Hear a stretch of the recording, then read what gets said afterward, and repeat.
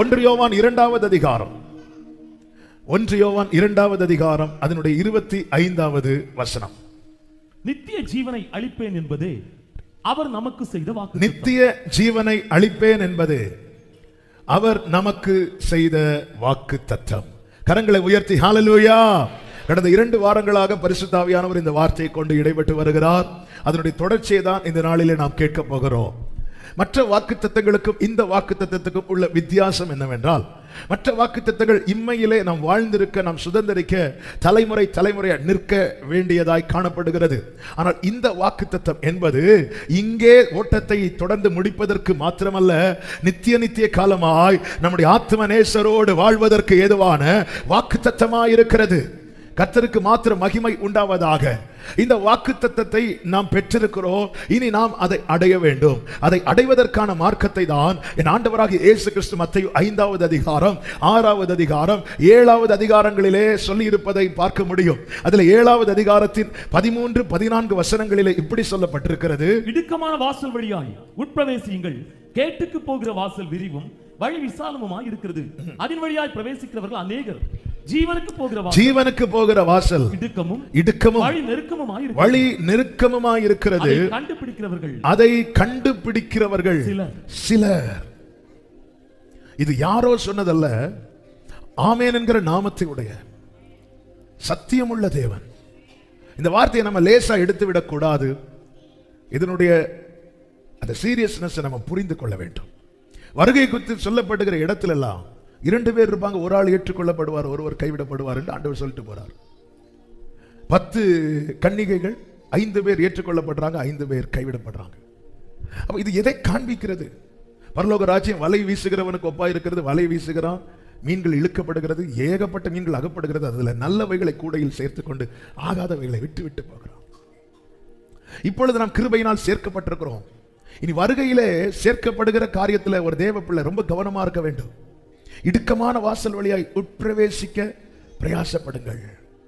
கேட்டுக்கு போக வாசல் என்பது ரொம்ப விசாலமானது. இந்த வாசல் எப்படி இடுக்கமானது என்று பார்த்தால், எப்படி வாழலாம் என்கிற நிலையில் இருக்கிற ஒருவனை இப்படிதான் வாழ வேண்டும் என்கிற ஒரு நிலைமைக்கு கொண்டு வந்தது இந்த பரிசுத்த வேதாகமம். அதனாலதான் இயேசு சீஷர்களுக்கு தெளிவா சொன்னார், நீங்க எல்லாரையும் போய் சுவிசேஷத்தை அறிவித்து சீஷராக்கி பிதாகுமாரன் பரிசுத்த ஆவியினாலே ஞானஸ்நானம் கொடுத்துருங்கன்னு சொல்லி முடிக்காம கொடுத்து, நான் உங்களுக்கு கட்டளையிட்ட யாவையும் அவர்கள் கை கொள்ளும்படிக்கு அவர்களுக்கு உபதேசம் பண்ணுங்கள். அப்ப இந்த வேதத்தினூடாய் நம்முடைய வாழ்க்கை டிராவல் ஆகுமானால், பயணிக்குமானால் நிச்சயமாய் சொல்ல முடியும் நம்ம சரியாய் பயணித்துக் கொண்டிருக்கிறோம். எனவேதான் வேதம் சொல்லுகிறது, கர்த்தருடைய வேதத்தின்படி நடக்கிற உத்தம மார்க்கத்தார் பாக்கியவான்கள். நம்முடைய வாழ்க்கையை இந்த வேதத்தோடு வைத்து பார்க்க வேண்டியது மிகவும் அவசியம். ஒரு ஆறுதலுக்காக ஒரு வார்த்தையை தேடுகிறோம்.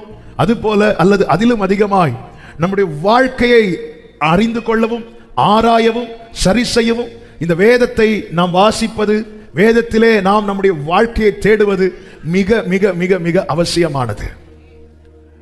இந்த காரியத்தை குறித்து சொல்லும் போது, லூக்கா எழுதின சுவிசேஷத்திலே சொல்லும் போது, லூக்கா 13வது அதிகாரம் அதனுடைய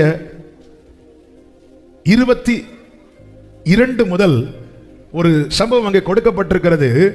இயேசு கிறிஸ்து எருசலேமுக்கு பிரயாணமாய் போகிறார், எருசலேமை நோக்கி போகிறார். வேத வாக்கியங்கள் நிறைவேற அல்லது பூரணமடைய எருசலேமுக்கு போக வேண்டியது அவசியம். அங்கேதான் அவரை பிடிக்க போறாங்க, அவரை சிலுவையில் அறைய போறாங்க. இதெல்லாம் அறிந்து எருசலேமுக்கு பிரயாணமாய் போகிறார். அப்படி போகும்போது அவர் என்ன செய்கிறார் பாருங்கள். பட்டணங்கள் தோறும், கிராமங்கள் தோறும் உபதேசம் பண்ணி கொண்டு போனார். நாம் எல்லாரும் இந்த பரம எருசலேமை நோக்கி பயணிக்கிறவர்கள். இயேசு கிறிஸ்துவினிடத்திலே கற்றுக்கொள்ள வேண்டிய முக்கியமான ஒரு காரியம் தான் இது. என்ன அப்படின்னா, எல்லாருமே அந்த பரம எருசலேமை நோக்கி பயணிக்கிறவர்கள். ஆனா சும்மா போக கூடாதான். போறவங்க, போகிற பாதையில் இருக்கிறவங்கள்ட்ட அந்த சுவிசேஷத்தை சொல்லிட்டு தான் போடும். எருசலேமை நோக்கி பயணிக்கிறவர்கள், நான் சொல்ற எருசலேம் என்பது பரம எருசலேம், எழுத்தின்படியா இருக்கிறதை சொல்லவில்லை, ஆவிக்குரிய கண்ணோட்டத்தோடு அந்த நித்தியத்தை நோக்கி நாம் பயணிக்கிறவர்கள். அப்படிதான் நம்முடைய ஓட்டம் நியமிக்கப்பட்டிருக்கிறது. இயேசு எப்படி போனார் பாருங்க. போற இடத்துல பட்டணங்கள் இருந்தது, கிராமங்கள் இருந்தது. அவர் உபதேசம் பண்ணிக்கொண்டே போனார். அவருடைய உபதேசம் என்ன? யோவான் எதுல முடித்தானோ அதுல தான் துவங்கினார். யோவான் ஸ்நானனை சிறைப்படுத்தி விட்டார்கள் என்ற செய்தி கேள்விப்பட்டதும் இயேசு கிறிஸ்து அந்த செய்தியை மீண்டும் எடுக்க ஆரம்பித்தார். அதுதான் மனம் திரும்புங்கள், பரலோக ராஜ்யம் சமீபித்திருக்கிறது. ஏரோது நினைச்சா யோவானை பிடிச்சா யோவானோட கதையை முடிச்சிடலாம். இல்ல, யோவானிலும் பெரியவர் வருவார். சுவிசேஷத்தை யாருக்கு ஒழிக்க முடியாது. சுவிசேஷம் வளர்ந்து கொண்டுதான் இருக்கும். ஆமென் சொல்லுங்க பார்க்கலாம். பேசிட்டே போறார். பிரியமான கர்த்தருடைய பிள்ளைகளே, நாம் பெற்ற இந்த ரட்சிப்பின் அனுபவத்தை நாம் நமக்குள்ளே மறைத்து வைக்க கூடாது. அந்த 3 பேருக்கு தாளந்து கொடுத்துட்டு எஜமான் போனாரு. ஒருவன் மண்ணிலே புதைச்சு வச்சான். இந்த சரீரம் தானங்க மண்ணு. நமக்குள்ளே வச்சுட்டு நம்ம ஆனா கேட்டா பரம எருசலேமே ஆண்டவர் சொல்றார், வந்துடாது அங்கேயே நின்று. ஒரு ஆள்கிட்ட சுவிசேஷம் சொன்னியா? பவுல் சொல்லுகிறார், சுவிசேஷத்தை நான் அறிவிக்கிறது நான் பண்ண தியாகம் அல்ல, அது என் மேல் விழுந்த கடமை. சுவிசேஷம் அறிவிக்காமல் இருந்தால் எனக்கு நான் அந்த பாக்கியத்தை பெற்றிருக்கிறேன். 4 குஷ்டரோகிகள் பட்டினி தாங்க முடியாம சத்துருவின் பாளையத்துக்குள்ள போறாங்க. அங்க எல்லாரும் ஆகாரத்தை போட்டுட்டு வெளியே ஓடிட்டாங்க. ஒரு ஊரே சாப்பிட்றதுக்கான ஆகாரம் இருக்கிறது. இந்த 4 பேர் சாப்பிட்டுட்டு இருக்கும்போது ஒருத்தன் சொல்றான், அந்த நாம மட்டும் சாப்பிட்டா இது பெரிய பாவம். போய் அறிவிப்போம், இந்த நற்செய்தியை ஓடி போய் நம்முடைய ஜனங்களுக்கு அறிவிப்போம். போற வழியில நீங்க நல்லா கவனிங்க, எத்தனையோ காரியங்களுக்கு நாமே இலவசமாய் விளம்பரம் கொடுக்கிறோம் தெரியுமா? ஒரு புதிய போனை வாங்கிட்டோம் வைங்களேன், ஒரு புதிய போனை வாங்கிட்டோம், அதை 10 பேராவது பார்க்கணும், இல்லைன்னா நமக்கு சமாதானமே. போன்ல சார்ஜ் இறங்குதோ இல்லையோ நமக்கு சார்ஜ் இறங்கிறோம். ஒருத்தர் கூட பார்க்கலையே. அதே போல ஒரு புதிய ட்ரெஸ் எல்லாம் போட்டா, இன்னைக்கு நான் சர்ச்சுக்கு வந்தே ஆகணும். என்ன 2 வாரமா சர்ச்சுக்கே வரல, இன்னைக்கு வரீங்க, அது வந்தே ஆகணும். சிலர் புதுசா வாட்சி கட்டுவாங்க, பார்த்துருங்க, இப்படிதான் போவாங்க. ஏதோ கோலியாத்தோட யுத்தம் பண்ண போற மாதிரி இப்படிதான் போவாங்க. அப்ப யாராவது தெரியாம இது எங்க வாங்குனீங்கன்னு கேட்டா 1.5 மணி நேரம் பிரசங்கம் பண்ணும். இது இந்த கடையில் வாங்கணும், இது அப்படி வாங்கணும், இது அப்படி இருந்துச்சு, இது ஆஃபர் போட்டாங்க. அப்படி பண்றதுனால அந்த கம்பெனிக்காரன் ஏதாவது கொடுப்பானா? இல்ல. ஆதாயமற்ற காரியத்தை எவ்வளவு விளம்பரம் பண்ணுகிறோம்.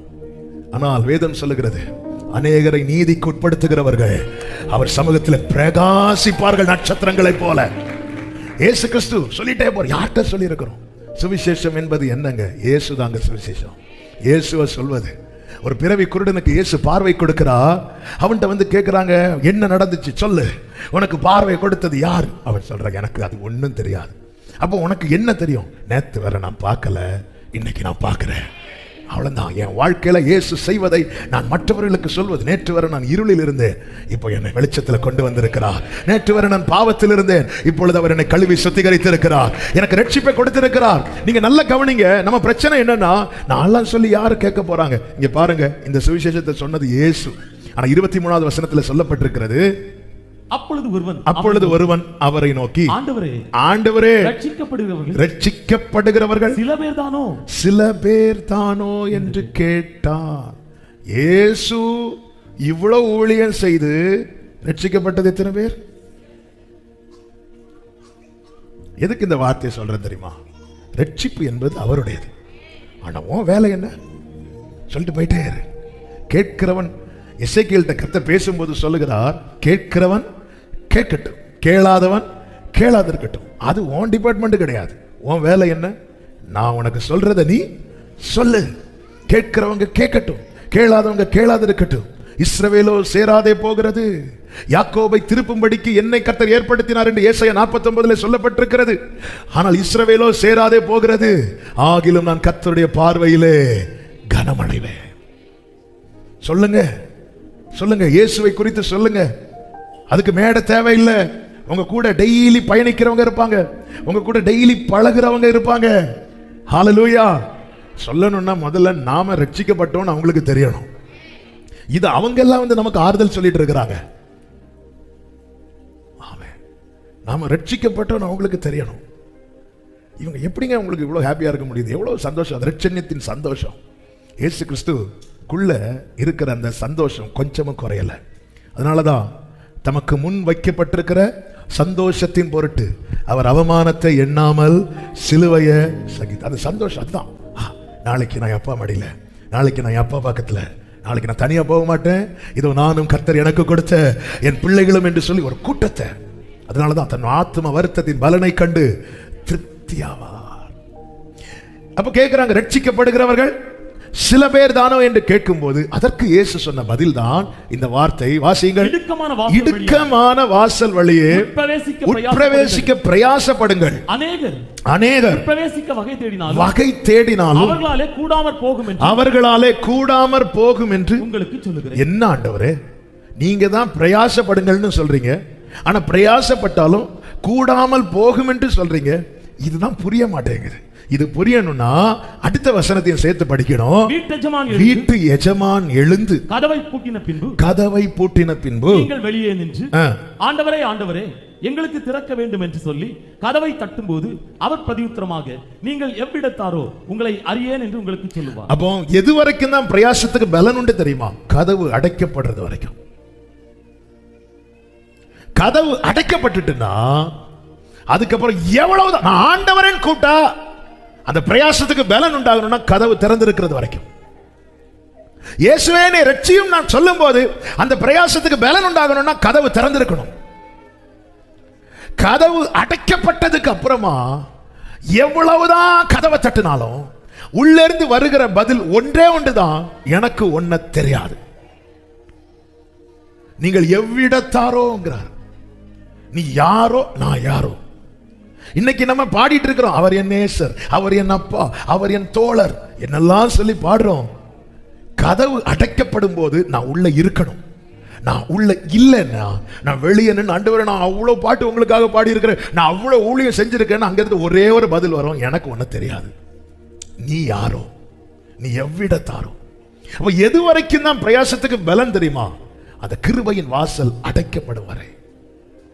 அந்த வார்த்தையை பார்த்தீங்களா? வீட்டெஜமான் எழுந்து வெயிட் பண்ணிட்டு இருக்கிறார், இன்னும் உட்கார்ந்து இருக்கிறார், வாசலை திறந்து வைத்து விட்டு.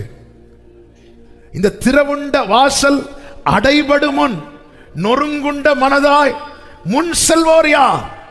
நாட்கள் கொடியதாய் மாறிடுதே, காலத்தை ஆதாய செய்திடுவோம். காலத்தை அறிந்து செயல்படுகிறவன் எவனோ அவன் ஞானமுள்ளவன், அவன் விவேகி, அவன் தன் ஆத்துமாவை காக்க பிரயாசப்படுகிறான். எஜமான் வர நாளாகும்.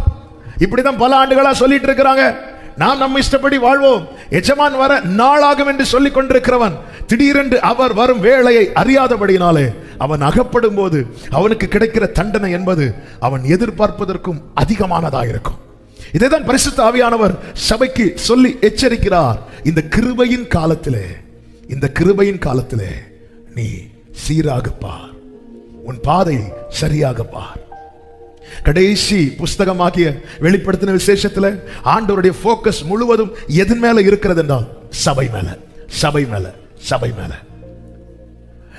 வெளிப்படுத்தின விசேஷம் 2வது அதிகாரத்தின் 7வது வசனம், 11வது வசனம், 17வது வசனம், 29வது வசனம், அதுபோல 3வது அதிகாரத்தின் 6வது வசனம், 13வது வசனம், 22வது வசனம், எல்லா வசனங்களிலும் ஒரே வார்த்தை ரிப்பீட் ஆயிட்டே இருக்கும். என்னவென்றால் ஆவியானவர் சபைகளுக்கு சொல்லுகிறதை காதுள்ளவன் கேட்க கடவன்.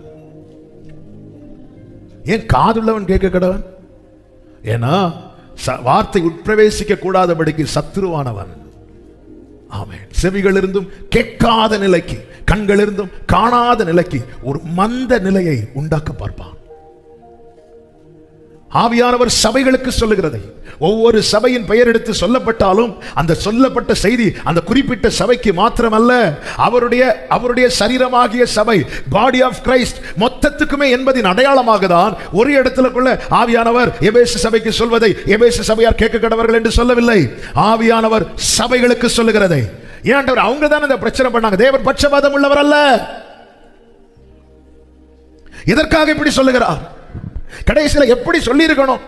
எங்க பாருங்க, நீ ரட்சிக்கப்பட்ட டைம் இல்ல, நீ ரட்சிக்கப்பட்டாலே போதும், நீ ரட்சிக்கப்பட்டாலே போதும், நீ ரட்சிக்கப்பட்டாலே போதும், நீ ரட்சிக்கப்பட்டாலே போதும். அப்படி சொல்லாம சொல்லப்பட்ட வார்த்தைகள் எல்லாம் பார்த்தா இந்த சபைகளுக்கு தேவன் பேசின விதங்கள் 5 விதங்கள்ல பேசுகிறதை வெளிப்படுத்துகிறதை பார்க்க முடியும். முதலாவது, கர்த்தர் ஒவ்வொரு சபைக்கு பேசும்போது தம்மை வெளிப்படுத்துகிறார், தம்மை வெளிப்படுத்துகிறார். எபேசு சபைக்கு சொல்லும் போது சொல்லுகிறார், குத்து விளக்குகள் மத்தியிலே உலாவுகிறவர் என்று சொல்லுகிறார். அடுத்த சபைக்கு சொல்லுகிறார், முந்தினவரும் பிந்தினவருமாய் இருக்கிறார் என்று ஸ்மிர்னா சபைக்கு சொல்லுகிறார். பெர்கமு சபைக்கு சொல்லுகிறார், இருபுறமும் கருக்குள்ள பட்டயத்தை உடையவர் என்று சொல்லுகிறார். சர்தை சபைக்கு சொல்லுகிறார், ஆமென், தேவனுடைய 7 ஆவிகளையும் 7 நட்சத்திரங்களை உடையவர் என்று சொல்லுகிறார். பிலதெல்பியா சபைக்கு சொல்லுகிறார், பூட்ட தாவீதின் திறவுகோலை உடையவர், பரிசுத்தம் உள்ளவர், சத்தியம் உள்ளவர் என்று சொல்லுகிறார். லவோதிக்கேயா சபைக்கு சொல்லும்போது சொல்லுகிறார், உண்மையும் சத்தியமுள்ள சாட்சியும் தேவனுடைய சிருஷ்டிக்கு ஆதியுமாயிருக்கிற ஆமென் என்கிறவர் சொல்லுகிறதாவது சபைக்கு தேவன் தம்மை வெளிப்படுத்துகிறார். ஏன்? சபை கர்த்தரை அறிகிற அறிவிலே வளர வேண்டும். நான் எத்தனை வருஷம் கிறிஸ்தவன் என்பதல்ல எனக்கு மேன்மை, நான் எந்த அளவுக்கு கிறிஸ்துவை அறிந்திருக்கிறேன் என்பதே எனக்கு மேன்மை. Who is Jesus ன்னு ஒருத்தங்க வந்து உங்ககிட்ட கேட்டா உங்க ஆன்சர் என்ன? நான் ருசித்ததை சொல்ல முடியவில்லை என்றால் என்னால் கிறிஸ்துவை காண்பிக்க முடியாது. நான் படித்ததை சொல்லி கிறிஸ்துவை காட்ட முடியாது. நான் அனுபவித்ததை சொல்லி தான் கிறிஸ்துவை காண்பிக்க முடியும். நான் எந்த அளவுக்கு கிறிஸ்துவை அறிகிற அறிவிலே வளர்கிறேன். சபைக்கு கொடுக்கப்படுகிற செய்தியின் முதல் இதே என்ன தெரியுமா? நீ அவர் அறியணும், அவர் யார் என்பதை அறியணும், அவர் எப்படிப்பட்டவர் என்பதை அறியணும். ஒவ்வொரு சபைக்கு முதலாவது வெளிப்படுத்தும் போது தம்மை தான் வெளிப்படுத்துகிறார், அவராக வந்து அறிமுகப்படுத்துகிறார். ஜீசஸ். பொதுவாக நம்ம ஒரு மீட்டிங் போனோம்னா, இப்போ ஒரு மீட்டிங் நான் போறேன்னு வைங்களேன், ஒருத்தங்க வந்து அறிமுகப்படுத்துவாங்க, இப்பொழுது இவர் செய்து கொடுக்க வருகிறார் அல்லது பாட வருகிறார், அதுக்கப்புறம்.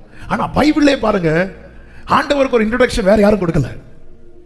ஆதியிலே தேவன் வானத்தை பூமி உண்டாக்கினார், பூமியானது ஒழுங்கின்மை வெறுமையுமா இருந்தது, ஆழத்தின் மேல் இருள் இருந்தது, தேவ ஆவியானவர் ஜலத்தின் மேல் அவரா வருகிறார். அப்பொழுது கர்த்தர் வெளிச்சம் உண்டாக கடவது. ஹல்லேலூயா. அவராக வெளிப்படுத்துகிறார். அதுக்கு தான் பரிசுத்த ஆவியானவர் தந்திரப்பட்டிருக்கிறார். எதற்காக? சத்தியமாகிய கிறிஸ்துவை சபை அறிய வேண்டும் என்பதற்காக. ஹல்லேலூயா. வெளிச்சம் உண்டாக கடவது, வெளிச்சம் உண்டாக கடவது. நீ அவரை ஆண்டவர் ஒருத்தர் அறிய ஆரம்பிச்சிட்டானா? ஆமென். எங்க சந்திரன் சூரியன்லாம் எத்தனாவது நாள் படைத்தார்? 3ஆம் நாளா? சண்டே ஸ்கூல் டீச்சர்லாம் கண்ணெல்லாம் வெளியே பிதிங்கி 4ஆவது நாள் படைத்தார். ஓகே. வெளிச்சத்தை எப்போ உண்டாக்கினார்? வெளிச்சத்தை எப்போ உண்டாக்கினார்?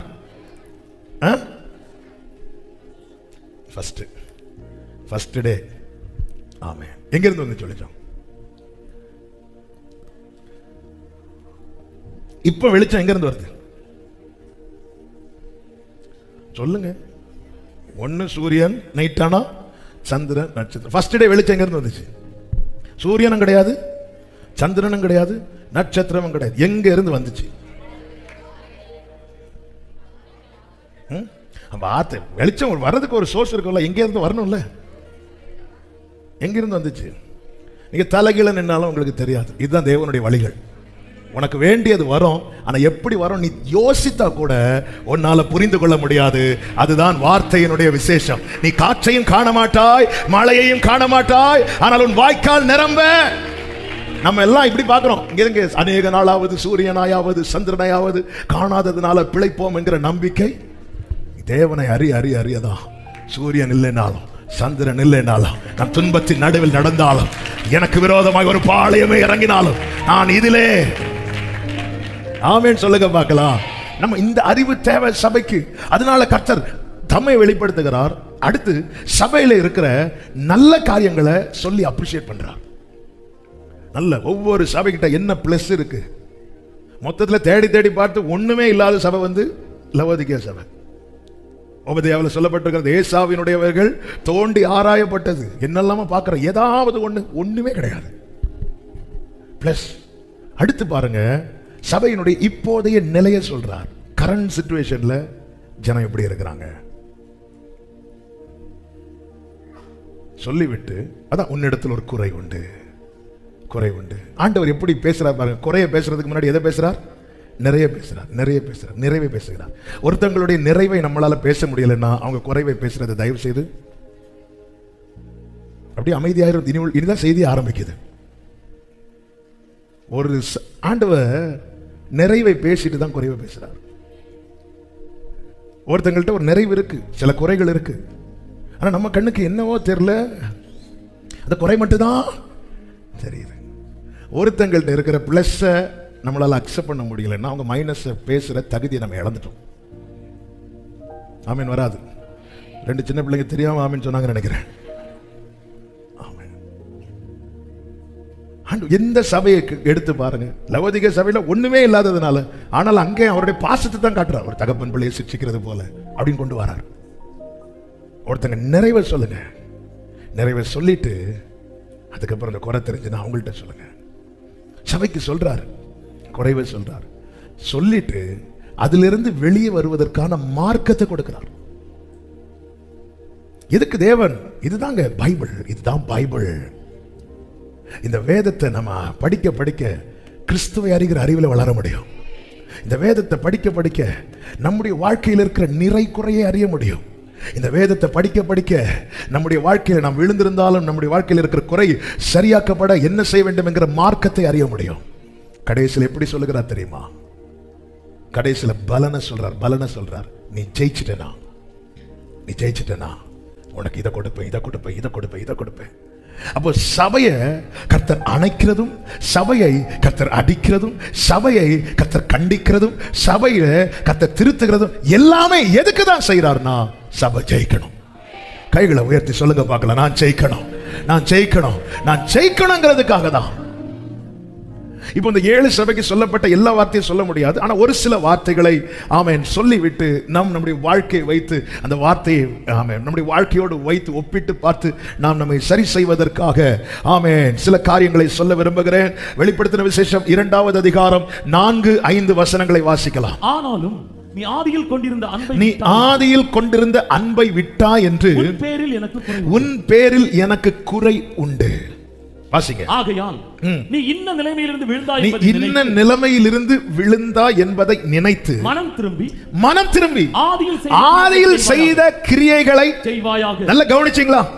முந்தின வசனத்துல கர்த்தர் சொல்ற நீ ஆதியில் கொண்டிருந்த அன்பு என்கிறார். 5வது வசனத்துல சொல்றார் ஆதியில் செய்த கிரியை. அப்போ அன்பு இல்லாம நாம செய்யற ஒன்றையுமே தேவன் கிரியையாய் கணக்கிலேயே எடுக்க மாட்டார்.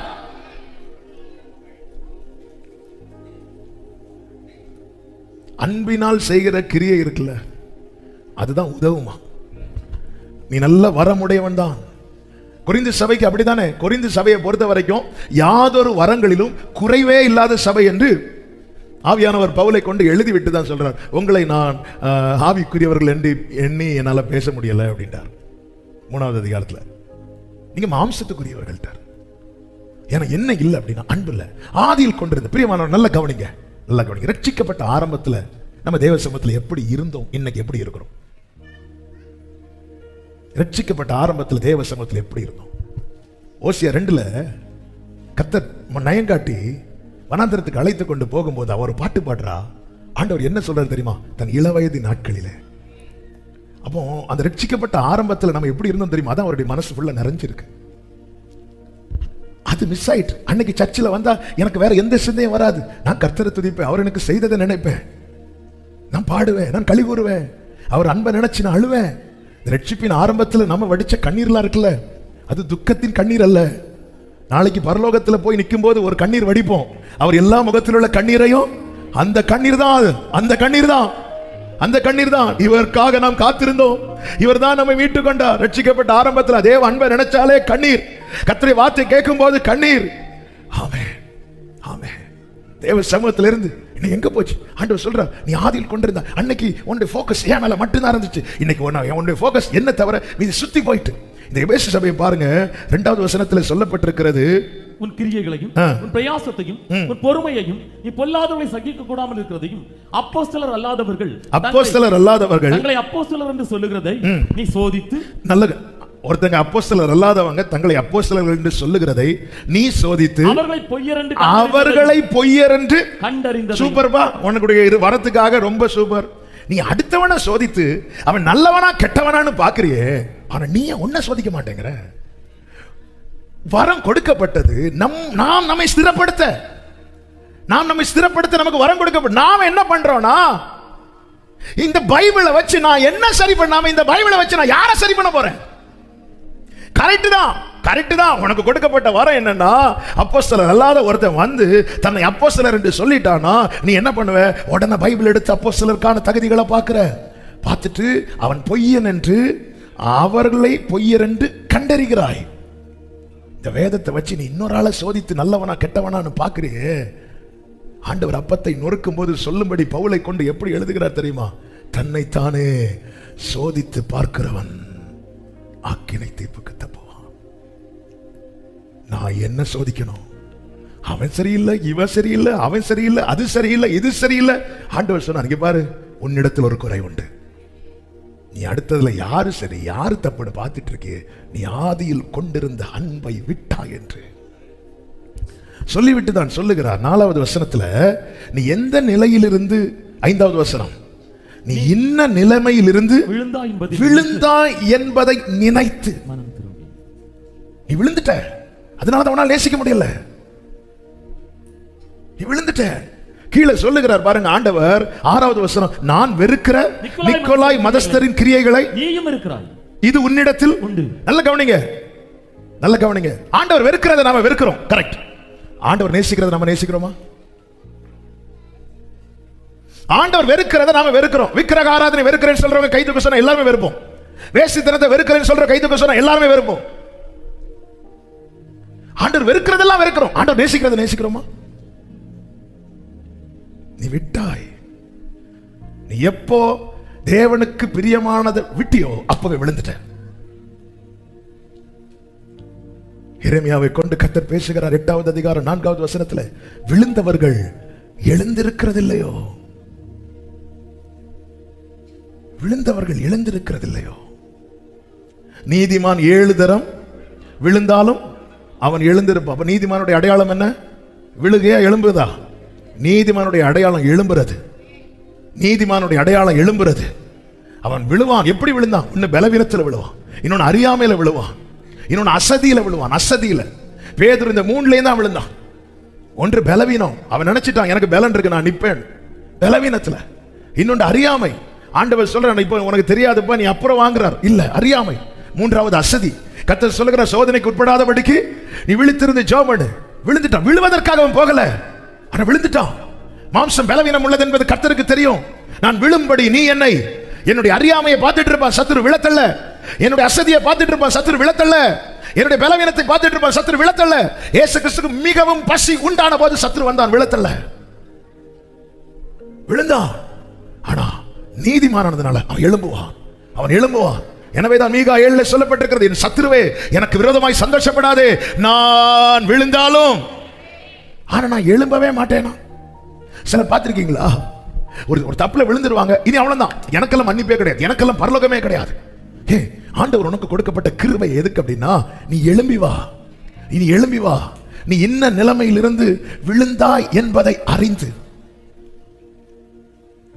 மனம் திரும்பி ஆதியில்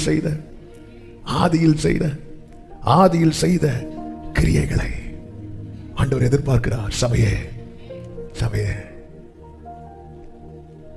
ஆமென். கொஞ்சம் வளர்ந்ததுனால மற்றவங்களை வசனத்தை வச்சு இவங்க சரியா, இவங்க சரியா. ஆமென். இந்த காயினை பார்த்தீங்கன்னா ஆராதனையில் அவனுடைய ஃபோக்கஸ் ஃபுல்லாவே ஆபேல் மேல தான் இருந்துச்சு. ஆபேலுடைய ஃபோக்கஸ் ஃபுல்லாவே கர்த்தர் மேல இருந்துச்சு, கர்த்தருடைய ஃபோக்கஸ் காயின் மேல இருந்துச்சு. ஃபேஸ் காயினுக்கு சேஞ்ச் ஆனதும் கர்த்தர் சொல்றாரு, ஏன்பா உன் முகநாடி மாறுது, ஏன் உன் முகநாடி மாறுது? நீ நன்மை செய்தால் உனக்கு மேன்மை இல்லையோ? அக்செப்ட் பண்ணவே முடியல. மனசுல பகையை வளர்க்க ஆரம்பிச்சுட்டு அந்த காய் ஆபேல் மேல. ஆராதனைக்கு போறதுக்கு முன்னாடி வர 2 பேருக்குள்ள அவ்வளவு சண்டை கிடையாது. சில சண்டை சர்ச்சுக்கு போறதுனாலே வரும். ஆராதனை முடிச்சு ஆமீன் போட்டதும் மெதுவா வாங்க ஒரு டீ சாப்பிட போலாம், அப்படியே ஆபேலை கூட்டிட்டு போய் அந்த பகை கொலை பாதகனாய் மாறிட்டு, இன்னும் தன்னை பார்க்கவில்லை, அவன் இன்னும் தன்னை பார்க்கவில்லை. கர்த்தர் வான் பண்றார், கர்த்தர் பேசுறார், நீ நன்மை செய்தால் உனக்கு இல்ல. சபையே, நம்ம வச்சு நம்மளை பார்க்கணுங்க. எனக்கு ஆரம்பத்தில் இருந்தது மாதிரி என்னால் ஆராதிக்க முடியுதா, என்னால் ஜெபிக்க முடியுதா, என்னால் தேவனோட உறவாட முடியுதா, என்னால் பைபிள் கூட டைம் ஸ்பெண்ட் பண்ண முடியுதா, என்னால் ராக்காலத்தில் எழுந்து ஜெபிக்க முடியுதா, அதிகாலையில் எழுந்து ஜெபிக்க முடியுதா? முடியலைன்னா நான் விழுந்துட்டேன். நீ விழுந்துட்டேன்னு சொல்லி கர்த்தர் தண்டிக்காம நீ மனம் திரும்புன்னு தருணம் தரார் பாருங்க. அவர் எழுந்து வாசலை அடைப்பதற்கு முன்பதாக நீ ஜெயிக்கணும். சபையை நீ ஜெயிக்கணும். நீ ஜெயிச்சிட்டேனா பரதீசின் மத்தியில் இருக்கிற ஜீவ விருட்சத்தின் கனியை உனக்கு புசிக்க கொடுப்பேன். ஆதாம் தோத்துட்டான், அவன் அதை இழந்துட்டான். இப்பொழுது இரத்தத்தால் மீட்கப்பட்ட சபை ஜெயிக்கணும்னு கர்த்தர் எதிர்பார்த்திருக்கிறார். ஜெயிக்கணும். நம்மளால ஆராதிக்க முடியுதா? விடுதலையோடு ஜெபிக்க முடிகிறதா? துதிக்க முடிகிறதா? நம்மளால முடியல என்னதும் நம்ம மற்றவர்களை காரணம் காட்டுகிறோம். தாவீதை பாருங்க, சவுல் துரத்துறான். ஒரு கட்டத்தில் சவுல் துரத்தினதுனால தாவீதால துதிக்க முடியல. உடனே சவுல காரணம் காட்டாம தாவீது என்ன சொல்லுகிறார்? 142 கடைசில, நான் உம்முடைய நாமத்தை துதிக்கும்படிக்கு என் ஆத்துமாவை காவலுக்கு நீங்களாக்கிவிடும். ஆண்டவர், உள்ளம் கட்டப்பட்டது போல இருக்கு ஆண்டவரே. என் உள்ள ஆண்டவர், சவுலால எனக்கு துதிக்க முடியல, இந்த ஆளால எனக்கு ஜெபிக்க. நம்ம எல்லாம் வைக்கிற குற்றச்சாட்டு மற்றவர்களை. ஆனா தாவீதை பாத்தீங்களா? ஆண்டவரே, என் ஆத்துமாவை காவலுக்கு நீங்க. நான் உள்ள ஏதோ கட்டப்பட்ட நிலையில் இருக்கிறேன். நான் உமக்கு முன்பாக எப்படி இருந்தேன்? எக்காலமும் ஸ்தோத்திரிக்கிறவனா இருந்தேன், எப்பொழுதும் துதிக்கிறவனா இருந்தேன். ஆனா இப்போ என் ஆத்துமா கட்டப்பட்டிருக்கிறது. இந்த தாவீதின் கூட விழுந்தாலும் தூக்கி எடுப்பார். இந்த தாவீதின் கூடாரம் விழுந்தாலும் தூக்கி எடுப்பார். நீதிமான் 7 தரம் விழுந்தாலும், நீ விழுந்துட்ட, நீ எழும்புறதுக்கு தேவன் கொடுக்கிற சான்ஸ், எழும்புறதுக்கு தேவன் கொடுக்கிற தருணங்கள், இதை பயன்படுத்தாம இன்னும் மற்றவர்களை காரணம் காட்டி இவங்க தான் சொல்லிட்டு இருக்கும்போது ஆண்டவர் சொல்லுகிறார், நீ மனம் திரும்புவாயாக, ஆதியில் செய்த கிரியைகளை செய்வாயாக, இல்லாவிட்டால். வெளிப்படுத்தல் 2:5, நான் சீக்கிரமாய் உன்னிடத்தில் வந்து நீ மனம் திரும்பாத பட்சத்தில். அவர் வரும்போது நான் எப்படி இருக்கணும் தெரியுமா? மனம் திரும்பி இருக்கணும். நீ மனம் திரும்பாத பட்சத்தில் உன் விளக்கு தண்டை அதனிடத்தில் நீக்கி விடுவேன். சிம்பிளா சொல்லணும்னா, வாசல உன்னை வெளியே விட்டு அடைச்சிருவேன். அதுக்கப்புறம் மனம் திரும்புறதுக்கு தட்டி ஆண்டவரே ஆண்டவரேன்னு கத்துறதுனால ஒரு பிரயோஜனம். வெளிப்படுத்தல் 2:10 சொல்லப்படுகிறது, நீ படப்போகிற பாடுகளை குறித்து எவ்வளவும் பயப்படாதே. இங்கே கிரியையை கர்த்தர் சொல்லிவிட்டு சொல்லுகிறார். ஆண்டவர் சொல்றார், நீ சகிச்சிட்டு இருக்கிற உன் தரித்திரம், ஆமே, நீ கேட்கிற தூஷணம் எல்லாத்தையும் நான் அறிஞ்சிருக்கிறேன்பா, எல்லாம் சூப்பர். ஆனா ஒரு சோதனை காலம் வரும்போது நீ பின்வாங்கிறாத அப்படின்னு ஆண்டவர் வான் பண்றார். பின்வாங்கிறாத. வேதம் தெளிவாய் சொல்லுகிறது, நீதிமொழிகள் 24:10, ஆபத்து காலத்தில் சோர்ந்து போவாயானால் உன் பலன் குறுகின. பலன் குறுகினா என்ன ஆகும்?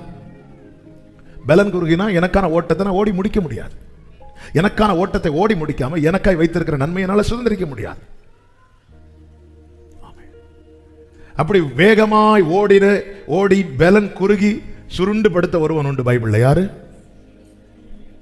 எலியா. உற்சாகம் இருக்கும்போது அவர் எப்படி ஓடுறார் தெரியுமா? ஆகாபின் ரதத்துக்கு முன்பாக ஓடினார். ஆனால் ஒரு பிரச்சனை வருதுன்னு தெரிஞ்சதும், ஏசபேல் நாளைக்கு நேரத்தில் அவன் கதையை முடிக்கலன்னா பாருன்னு சொல்லி சவால் விட்டதும் சோர்ந்து போயிட்டார். சோர்ந்து போனது பலன் குறுகிட்டு, பலன் குறுகினதும் ஓட முடியல. ஓட முடியாததும் எங்க நிழல் இருக்கோ அங்க போறார். இதுவரைக்கும் எலியா எந்த ஒரு காரியம்னாலும் கர்த்தருக்கு முன்பாக தான் போய் நிற்பார். இப்ப சோர்ந்து போயிட்டு, அதாவது கிறிஸ்து தான் எனக்கு நிழல் என்ற நிலையை தாண்டி எனக்கு இப்போ ஒரு நிழல் எங்க கிடைச்சாலும் போக்கு என்கிற நிலையில் ஒருத்தன் போறான், அவன் பின்வாங்கிட்டான் அர்த்தம். 17வது அதிகாரத்தில் 1 ராஜாக்கள் 17 அவன் எங்கே போக வேண்டும், எங்கே உட்கார வேண்டும் என்பதை தீர்மானித்தது கர்த்தர். நீ கேரி தாற்றண்டையிலே போய் ஒளித்து கொண்டு அங்கே இருப்பான். நீ எழும்பி சாரிபாத்துக்கு போ, அங்கே போவான். நீ உன்னை ஆகாபுக்கு காண்பி, எழும்பி போவான். ஏன்னா அந்த நிழல் தான் அவனுக்கு தஞ்சம். ஆனா இப்பொழுது சோர்ந்து போனதுனால எனக்கு என்ன நிழல், ஏதாவது ஒரு நிழல் கிடைச்சா சரிதான். சூறை செடிக்கு கீழே படுத்திருக்கிறான், ஓட முடியல, ஓடி முடிக்க முடியல. சோர்வு நம்மை ரொம்ப பின்மாற்றத்துக்குள்ள கொண்டு போயிடும். அதனாலதான் நீ பயப்படாத, மிகுந்த பலனுக்கு ஏதுவான உங்கள் தைரியத்தை விட்டு விடாதீர்கள். ஆனா கர்த்தர் இப்போ என்ன செய்கிறார்னா, பரத்திலிருந்து அப்பத்தை கொடுக்கிறார். காகம் கொண்டு வருகிற அப்பம், சாரிபாத் வீட்டில் கிடைக்கிற அப்பம், இவைகள் எல்லாம் மாம்ச பசியை வேண்டுமானால் போக்கும். ஆனா பரத்திலிருந்து கொடுக்கப்பட்ட அப்பம் மாத்திரமே உள்ளான மனுஷனை புதுப்பிக்கும், ஆவியில பலனை கொடுக்கும். தட்டி எழுப்பி அப்பத்தை கொடுத்துட்டு நீ பண்ண வேண்டிய பிரயாணம் வெகு தூரம் சொல்லி அனுப்புகிறார். வேதம் சொல்லுகிறது, அந்த போஜன பலத்தினாலே அவன் இரவு பகல் 40 நாட்கள் நடந்தானா. நடந்து ஒரு குகைக்குள்ள போயிருக்கும் போது ஆண்டவர் அவனை கூப்பிட்டு கேட்ட முதல் காரியம், உனக்கு என்னப்பா ஆச்சுன்னு இல்லை, நீ ஏன் இங்கே இருக்கிற, உனக்கு இங்கே என்ன வேலை?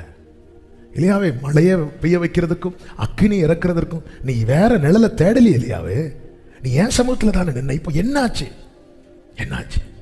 நான் மாத்திரம்தான் இருந்த ஆண்டவரே, நான் மாத்திரம்தான் இருந்த ஆண்டவரே. சோர்வு நம்மை நேர பின்மாற்றத்துக்குள்ள கொண்டு போயிடும். பவுல் என்ன சொல்வார் தீமோத்தேயுக்கு எழுதும் போது? நல்ல போராட்டத்தை போராடினேன், ஓட்டத்தை முடித்தேன், விசுவாசத்தை. அடுத்த வார்த்தை சொல்லுங்க. இது முதல். இது முதல். எது முதல்? நான் ஓட்டத்தை முடிச்சேல, இது முதல். அவன் முடிக்கலைன்னா இல்ல. எலியாவே, உன்னுடைய ஓட்டம் முடித்தால் தான் ரதம் வந்து கூட்டிட்டு போகும். பாதி இல்லைன்னா நான் ஓட்டத்தை ஓடி முடிக்கணும்னா பின்வாங்கிடக்கூடாது. அதற்கு தான் நமக்கு என்ன பலன் தெரியுமா? பரிசுத்த ஆவியின் பலன் தேவை. பிரியமானவர்களே, நமக்கு தெரியணும் நான் எதுல சோர்ந்து போறேன்னு. நான் நியாயப்படுத்தவே கூடாது. வேதத்துக்கு முன்னாடி ஏன் நியாயத்தை கொண்டு வைக்கவே கூடாது. இதனாலதான் ஆண்டவருக்கு ஆதாம் பேசினால, ஆதாமே நீ எங்க இருக்கிற? உன்னை நிர்வாணின்னு சொன்னது யாரு? நான் சொன்ன விளக்குன அந்த பழத்தை நீ புசிச்சியா? ஆண்டவரே, சாரி ஆண்டவரே. சொன்னா பிரச்சனை வேற மாதிரி போயிருக்கும், வேற மாதிரி சால்வ் பண்ணி ஆண்டவர். அது நீ ஒண்ணு பார்த்து வச்சீங்களே, நீங்க ஒண்ணு என்ன கெட்டி வச்சீங்களே. அது தன் பிழைகளை உணராமல் அடுத்தாளவன். நீங்க இன்னும் படிச்சீங்கன்னா ஏவாள்கிட்ட கூட ஆண்டவர் சொல்லல, ஆதாம்கிட்ட தான் இன்ஸ்ட்ரக்ஷன்லாம் கொடுத்ததுக்கு அப்புறம் தான் ஏவாளையே ஆண்டவர் என்ன செய்வார்?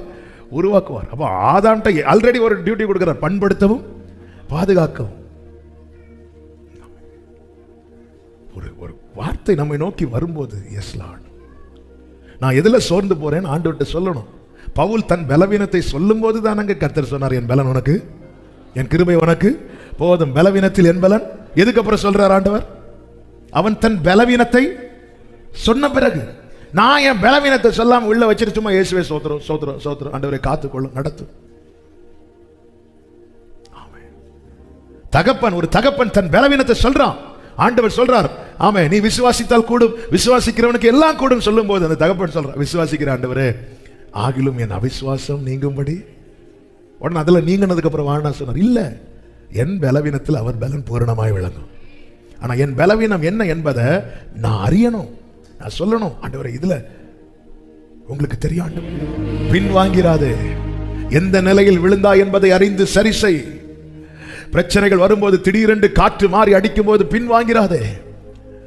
பின்வாங்குகிறவர்கள் மேல அவருடைய ஆத்துமா பிரியமாயிராதான். ஒருத்தன் பின்வாங்கிட்டான், சத்துரு அவனை எளிதில் பிடிக்க பார்ப்பான். பின்வாங்கிறாதே. மூன்றாவதாக வெளிப்படுத்துகிற விசேஷம் 2வது அதிகாரம் அதனுடைய 14-15 வசனங்களிலே எப்படி சொல்லப்பட்டிருக்கிறது? ஆகிலும் சில காரியங்களை குறித்து உன் பேரில் எனக்கு குறை உண்டு.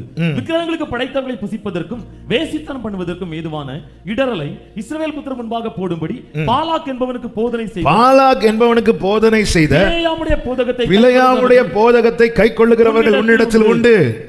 அப்படியே நிக்கோலாய் மதஸ்தருடைய போதகத்தை கைக்கொள்ளுகிறவர்களும் உன்னிடத்தில் உண்டு. அதை நான் வெறுக்கிறேன். அப்படி 20வது வசனத்திலே உன் பேரில் எனக்கு குறை உண்டு. என்னவெனில், தன்னை தீர்க்கதரிசி என்று சொல்லுகிற ஏசபேல் என்னும் ஸ்திரீயானவள் என்னுடைய ஊழியக்காரர் வேசித்தனம் பண்ணும் விக்கிரகங்களுக்கு படைத்தவைகளை புசிக்கவும் அவர்களுக்கு போதித்து அவர்களை வஞ்சிக்கும்படி நீ அவளுக்கு இடம் கொடுக்கிறாய். அவள் மனம் திரும்பும்படியாய் அவளுக்கு தவணை கொடுத்தேன். தன் வேசி மார்க்கத்தை விட்டு மனம் திரும்ப அவளுக்கு விருப்பம் இல்லை. இங்கே ஆண்டவர் எதை சபைக்கு உணர்த்துகிறார் என்றால், உபதேசத்தில் உறுதி, வசனத்தின் தெளிவு. இது தேவ பிள்ளைகளுக்கு மிக மிக மிக மிக அவசியம். பாலாக் என்பவனுடைய கூலியை வாங்கி பிலேயாம் செய்த காரியம் நமக்கு தெரியும். எண்ணாகமம் 23, 24, 25 அதிகாரங்களிலே சொல்லப்பட்டிருக்கிறது. பாலாக் இஸ்ரவேலை சபிக்கும்படிக்கு பிலேயாம் இடத்தில் ஆள் அனுப்புகிறான். நல்ல வெகுமதிகளை கொடுத்து பிலேயாம் வரும் வழியிலே கர்த்தர் உருவின பட்டயமாய் தம்முடைய தூதனை நிறுத்துகிறார். நான் வாயில போடுறதை நீ சொல்லுன்னு சொல்லி வான் பண்ணுகிறார். இப்பொழுது பிலேயாம் வருகிறான். ஒரு கண்மலை உச்சியிலிருந்து பார்க்கும்போது பிலேயாம் சொல்லுகிறான், இவங்களை என்னால சபிக்க முடியாது. இவங்களுக்கு விரோதமான மந்திரம் கிடையாது, இவர்களுக்கு விரோதமான குறி சொல்லுதல் கிடையாது. ஏனென்றால் இவர்கள் ஜாதிகளோடு கலவாமல் தனித்திருக்கிறார்கள். இவர்கள் வேறுபாடு உள்ளவர்கள். இவர்கள் உலகத்துக்கு ஒத்தவர்கள் கிடையாது. உலகத்துக்கு ஒத்த வேஷம் தெரியாதவர்கள், உலகத்துக்கு ஒத்த கிரியைகளை செய்யாதவர்கள். ராஜாவின் ஜெய கம்பீரம் இவர்களுக்குள்ளே இருக்கிறது. இவர்களுக்கு விரோதமா என்ன மந்திரம் பண்ணாலும் பலிக்காது, என்ன குறி சொல்லுதலும் பலிக்காது. ஏன்னா இவங்க தனித்து வாழ்கிறவர்கள். அதனால நான் சபிக்க வாய திறந்தாலும் இவங்க மேல ஆசீர்வாதம் தான் விழுவுமே அண்டி சாபம் விழாது. எல்லாம் சொல்லிட்டு போகும்போது பாலாவுக்கு ஒரு க்ளூ கொடுத்துட்டு போனார். அவங்க மேல உங்க சாபம் எல்லாம் பலிக்கணுமா, உங்க மந்திரம் தந்திரங்கள்லாம் பலிக்கணுமா, அவங்களுக்கு இந்த வேறுபாடை அவுட் பண்ணிருங்க, மிங்கிள் பண்ணிருங்க. உங்க விருந்துக்கு அவங்கள கூப்பிடுங்க, உங்க விக்கிரத்துக்கு படைக்கப்பட்டது அவங்களுக்கு கொடுங்க. ஆமே ஆமே. அப்படியே இரத்தத்தால் மீட்கப்பட்டு பிரித்தெடுக்கப்பட்டு வேறுபாட்டின் அனுபவத்தில் தேவனால் பாதுகாக்கப்பட்ட ஜனம் இப்பொழுது பெண் கொடுப்பது எல்லாம் அந்நிய நோகத்தில் அவிசுவாசியோடு பிணைக்கப்பட்டு எப்படியாவது காரியம் நடந்தால் போதும். பாலாக் கூலிக்காக செய்த காரியம் நமக்கு தெரியும். 24, 23, 24 எண்ணாகும் அதிகாரங்களிலே விளங்கின ராஜாவின் ஜெய கம்பீரம். 25வது அதிகாரத்தில் ஆமே என்ன ஐடியா கொடுத்துட்டு போறா பாருங்க. அவனை உலகத்தோடு மிங்கிளாக்கிட்டீங்கன்னா பாலாக நீ யுத்தம் பண்ண தேவையில்லை, கர்த்தரே அவங்களை அடிச்சிருவாருன்னு. 25வது அதிகாரத்தில் நமக்கு தெரியும் இஸ்ரவேலிலே தேவ கோபம் விளங்கினது. இன்னைக்கு தேவனுடைய குமுறல் என்ன தெரியுமா? எசேக்கியேல் 22வது அதிகாரம் அதனுடைய கர்த்தருக்கு மகிமை உண்டாவதாக. எசேக்கியேல் 22வது அதிகாரத்தில் 26வது வசனத்தை வாசிங்கள். அதன் ஆசாரியர்கள் வேதத்துக்கு அநியாயம் செய்து என் பரிசுத்த வஸ்துக்களை பரிசுத்த கொலைச்சலாக்குகிறார். நான் வாசிக்கிறேன். பரிசுத்தம் உள்ளதற்கும் பரிசுத்தம் இல்லாததற்கும் வித்தியாசம் பண்ணாமலும் அசுத்தம் உள்ளதற்கும் அசுத்தம் இல்லாததற்கும் உண்டான வேற்றுமையை காண்பியாமலும் இருந்து என் ஓய்வு நாட்களுக்கு தங்கள் கண்களை மூடிக்கொள்ளுகிறார்கள். அவர்கள் நடுவிலே நான் கனவீனம் பண்ணப்படுகிறேன். இந்த வேதம் எதற்கு கொடுக்கப்பட்டது தெரியுமா? பரிசுத்தம் உள்ளதற்கும் பரிசுத்தம் இல்லாததற்கு வித்தியாசம் உண்டு. அசுத்தம் உள்ளதற்கும் அசுத்தம் இல்லாததற்கு வித்தியாசம் உண்டு. ஐயோ, இந்த வித்தியாசத்தை காண்பித்தால் ஜனங்களுக்கு அது பிரியமில்லாமல் போய்விடுமே. அவர்கள் கண்களை மூடிக்கொள்ளுகிறார்கள். அவங்க எப்படி வாழ்ந்தாலும் வாழட்டும், எப்படி போனாலும் போகட்டும், நம்ம கதை நடந்தா போதும், நம்ம காரியம் நடந்தா போதும். இது அந்த காலத்திலிருந்தே தொடர்ந்தது. இதெல்லாம் தப்பா, இதெல்லாம் தப்பா, இதெல்லாம் தப்பு இல்லை, இதெல்லாம் தப்பு இல்லைன்னு சொல்லிட்டு ஏதேனிலே துவங்கினான். உண்மையிலே சாத்தான் அவளை எவ்வளவு அன்பா பேசுறான் பாருங்க. வஞ்சிக்கப்பட்ட மனம் அவளை மோசப்படுத்தினது, அவனை மோசப்படுத்தினது. இதை புசிக்க கூடாதுன்னு சொன்னாரா? இதை நீ சாப்பிட்டவன் கண்ணெல்லாம் திறந்துருமா? உண்மையிலே அந்த ஏவாள் மேல இந்த சாத்தானுக்கு பாசம் இருக்கணும். அவன் எந்த விருட்சத்தை காண்பித்து கொடுத்திருக்கணும் தெரியுமா? ஜீவ விருட்சத்தை காண்பித்து கொடுத்திருக்கணும். இங்க பாரு, அதை மட்டும் நீ சாப்பிட்டுட்டேன்னா உனக்கு சாவே கிடையாது. ஆனா அதை மறைக்கிறான், அது மறைக்கிறான், இதை மறைக்கிறான். தேவ பிள்ளைகளே, எப்படியும் வாழலாம் என்கிற உபதேசம் இன்னைக்கு ரொம்ப பரவி இருக்கிறது. ஒரு எலியானா 450 பாகாலின் தீர்க்கதரிசிகள். இந்த கணக்கில் தான் இன்னைக்கு தேசம் வேகமாய் பரவி கொண்டிருக்கிறது. காரணம், உலகம் பொல்லாங்கனுக்குள் கிடக்கிறது. சத்தியத்தையும் அறிவீர்கள், சத்தியம் உங்களை விடுதலையாக்கும். பேசுகிற நான் ஆனாலும் சரி, கேட்கிற யாரானாலும் சரி, இந்த வேதத்தோடு எனக்கு இருக்கிற பழக்கம் குறையுமானால் நான் வஞ்சிக்கப்படுவது மிகவும் எளிதாக இருக்கும். பரிசுத்தத்துக்கும் பரிசுத்தம் அல்லாததுக்கு வித்தியாசம் உண்டு. அசுத்தத்திற்கும் அசுத்தம் அல்லாததற்கு வித்தியாசம் உண்டு. நாம் ஆராதிக்கிற தேவன் பரிசுத்தர். கால் போன போக்கில் மனம் போன போக்கில் வாழ்ந்துவிட்டு வாசல் திறந்திருக்கு நான் உள்ள வந்தேன் வர முடியாது. பரிசுத்தம் உள்ளவன் இன்னும் பரிசுத்தமாகட்டும் என்று எதற்கு சொன்னார்? நாம் அவரை இருக்கிற வண்ணமாய் தரிசிக்க போகிறோம். சேராபீன்களிடத்தில் பாவம் இல்லை. பாவம் இருந்தால் அந்த சேராபீன்கள் லூசிபர் தள்ளப்பட்டது போல தள்ளப்பட்டிருக்கும். அப்படி பாவம் இல்லாத சேராபீன்களுக்கு கூட அந்த பரிசுத்தரை நாமத்தை சொல்லும் போது ஆமென் அவங்களால சொல்ல முடியாம தங்கள் சட்டைகளை அடித்து தங்களை முகத்தை தங்கள் மற்ற பாகங்களை மறைத்து விட்டு அவரை கூட பார்க்க துணியாம தங்களை ஒருவரை பார்த்து சேனைகளின் கர்த்தர் பரிசுத்தர், சேனைகளின் கர்த்தர். பிரியமானவர்களே, அப்படி நாமத்தை கூட இஸ்ரவேலர் உச்சரிக்க மாட்டாங்க. என கொடுக்கப்பட்ட கற்பனை எப்படிப்பட்டது? உன் தேவனுடைய நாமத்தை வீணிலே. அதனால அந்த நாமத்தை சொல்ல பயந்துதான் ஆபிரகாமின் தேவன், ஈசாக்கின் தேவன், யாக்கோபின் தேவன் போய் போய் நாமத்தையே சொல்ல மறந்துட்டாங்க. பயம் பயம். நானும் நீங்களும் தைரியமா சொல்லி கூப்பிடணும் தான் நமக்கு ஒரு நாமம் கொடுக்கப்பட்டிருக்கிறது. பயப்படாத, சொல்லி கூப்பிடு, பற்றி கூப்பிடு. இயேசு என்கிற நாமம் எதற்காக? உம்மை உறுதியாய் பற்றி கொண்ட மனதையுடையவர், உம்மையே நம்பி இருக்கிறபடியால் நீர் அவனை. நான் இயேசுவை பற்றி கொண்டேன் என்பதின் அடையாளம் தெரியும். அந்த பைபிளை எவ்வளவு எனக்கு நான் நெருக்கமா வச்சிருக்கணும். அதான் நான் மீண்டும் சொல்கிற இந்த வார்த்தைக்கு கொடுக்கப்பட்ட உருவம் தான் கிறிஸ்து. ஆதியில் இருந்தவர். ஆமே, நீ பயப்படாதப்பா, நீ சொல்லுப்பா. அது அந்த தைரியமா நெருங்கும் பாக்கியத்தை நமக்கு கொடுத்திருக்கிறார். எப்படியும் வாழலாங்கிற மனநிலைமை கேட்டுக்கு போக வாசல். உபாகமம் 13வது அதிகாரம் 1 முதல் 5 வரை உள்ள வசனங்களிலே இப்படி சொல்லப்பட்டிருக்கிறது. ஒரு தீர்க்கதரிசி ஆகிலும் சொப்பனக்காரனாகிலும் எழும்பி, 2வது வசனம், நீங்கள் அறியாத வேறே தேவர்களை பின்பற்றி அவர்களை சேவிப்போம் வாருங்கள் என்று சொல்லி உங்களுக்கு ஒரு அடையாளத்தையும் ஒரு அற்புதத்தையும் காண்பிப்பேன் என்று குறிப்பாய் சொன்னாலும், அவன் சொன்ன அடையாளமும் அற்புதமும் நடந்தாலும், அந்த தீர்க்கதரிசியாகிலும் அந்த சொப்பனக்காரனை ஆகிலும் சொல்லுகிறவைகளை கேளாதிருப்பீர்களாக. 5வது வசனத்திலே சொல்லப்பட்டிருக்கிறது, அந்த தீர்க்கதரிசியும் அந்த சொப்பனக்காரனும் கொலை செய்யப்பட கடவன். நீங்கள் நடக்கும்படி உங்கள் தேவனாகிய கர்த்தர் உங்களுக்கு விதித்த வழியை விட்டு உங்களை விலகும்படி அவன் உங்களை எகிப்து தேசத்திலிருந்து புறப்பட பண்ணினவரும் உங்களை அடிமைத்தன வீட்டிலிருந்து நீங்களாக்கி மீட்டுக் கொண்டவருமான உங்கள் தேவனாகிய கர்த்தருக்கு விரோதமான துரோக பேச்சை பேசினான். இப்படிப்பட்ட தீமையை உங்களிடத்திலிருந்து விலக்குவீர்களாக. இன்னைக்குள்ள ட்ரெண்ட் என்னன்னா, அவங்க சொல்றது அப்படியே நடக்குது. பைபிள் சொல்லுது அப்படியே நடந்தாலும் அவங்க என்ன போதிக்கிறாங்கன்னு கேளு. இந்த வேதத்திற்கு மாறானதை போதிக்கிறாங்களா? பரிசுத்தத்துக்கும் பரிசுத்தம் அல்லாததற்கு வித்தியாசத்தை காண்பிக்கிறார்களா? அசுத்தத்திற்கும் அசுத்தம் இல்லாததற்கு வித்தியாசத்தை காண்பிக்கிறார்களா? அல்லது இப்ப நீ எப்படி வாழ்றியோ அப்படியே வாழ்ந்துக்கோ, ஒரு பிரச்சனை இல்லை. நீ செய்த பாவம், செய்து கொண்டிருக்கிற பாவம், செய்ய போகிற பாவம் எல்லாவற்றுக்கும் இயேசு சிலுவையில ஆமென் செய்து முடிச்சிட்டாரு, அதனால நீ எப்படி வாழலாம் அப்படி போதிக்கிறானா? அப்படிப்பட்டவன் சொல்ற காரியம் நடந்தா கூட அவனை நம்பாத, அவனை புறப்படுத்து. அற்புதங்கள் அல்ல நம்மை பரலோகத்துக்கு கொண்டு போகிறது, ஆலோசனைகள். இது தேவன் இருக்கிறார். ஆண்டவர் சொல்ற, நான் கனவீனம் பண்ணப்படுகிறேன். ஆமென். எப்படியும் வாழலாம், அப்படி ஒரு மனநலமை. தேவனுடைய கிருபையை நான் விருதாவாக்குகிறதில்லை என்று அப்போஸ்தலனாகிய பவுல் சொல்லுகிறார். அதுக்காக என்ன பவுல் செய்றீங்க? நான் எதற்காக பிடிக்கப்பட்டேனோ அதை அடையும்படிக்கு நான் ஆசையா தொடர்றேன். அதுக்காக நான் என்ன செய்றேன்? பின்னானவைகளை மறந்து முன்னானவைகளை நாடி லக்கை நோக்கி தொடருகிறேன்.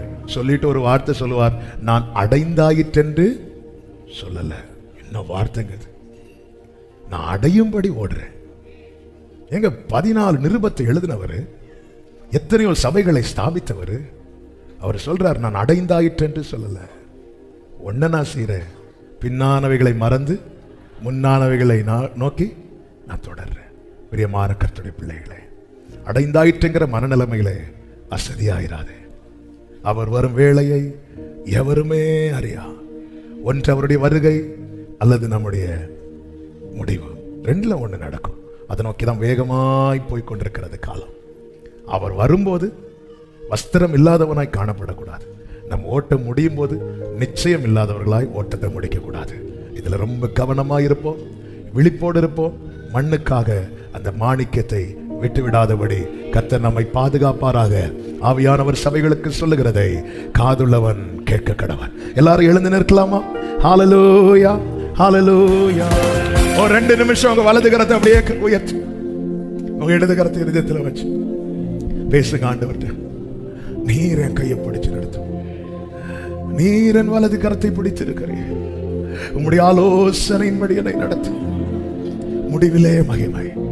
ஆண்டவரே, என்னுடைய முடிவு மகிமையா இருக்கணும். ஆண்டவரே, மகிமையில இருக்கணும். ஆண்டவரே,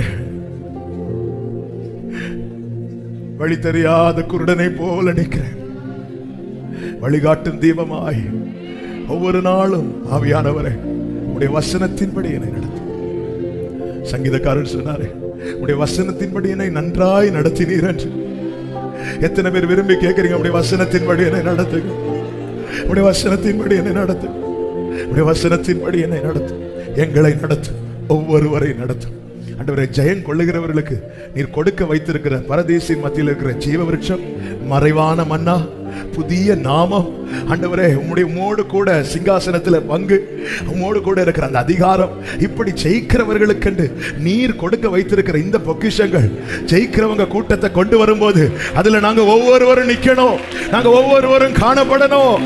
எங்களை அதற்கு நேராய் நடத்து, அப்படியே நடத்துவீராக. சபை முழுவதும் உங்க மறைவில வைத்து காத்துக்கொள்ளும். கிருபை சூழ்ந்து கொள்ளட்டும். ஜீவ காலம் எல்லாம் நன்மை கிருபை தொடர பண்ணி உம்முடைய வீட்டிலே நீடித்த நாட்களாய் நிலைத்திருக்க பண்ணும். எல்லா தீங்குக்கும் பொல்லாப்புக்கும் விலைக்கு மறைத்து கண்மணி போல காத்துக்கொள்ளும். ஆண்டவர் இரட்சண்ய பாடல்கள் சூழ்ந்து கொள்ளும்படி செய்யும். ஒவ்வொரு கூடாரத்தில் நீதிமான்களுடைய கூடாரத்தில் கேட்கிற அந்த ரட்சிப்பின் கம்பீர சத்தத்தை கேட்கப்படும். ஒவ்வொரு கூடாரத்தில் கர்த்தருடைய வலதுகரம் உயர்ந்திருக்கட்டும். ஒவ்வொருவர் மேல உங்க நேச கொடி பறக்கட்டும். ஒருவரையும் சத்துரு மேற்கொள்ளாதபடி, அவனை மேற்கொண்டேன் என்று சத்துரு சொல்லாதபடிக்கு எங்கள் பிள்ளைகள், வாலிபர்கள், பெரியவர்கள், முதியவர்கள் என அத்தனை பேரையும் உங்க மறைவில வைத்து கிருபையாய் காத்துக்கொள்ளும்.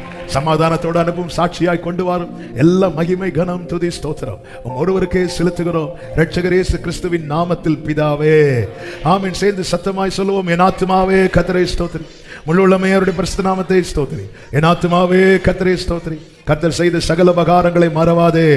ஆமென். நம்முடைய கர்த்தராகிய இயேசு கிறிஸ்துவின் கிருபையும், பிதாவாகிய தேவனுடைய அன்பும், பரிசுத்த ஆவியானவருடைய ஐக்கியமும் சிநேகமும் பாதுகாவலும் நம் அனைவரோடும் எல்லா பரிசுத்தவான்களோடு கூட கர்த்தருடைய வருகை மட்டும் தங்கி இருப்பதாக.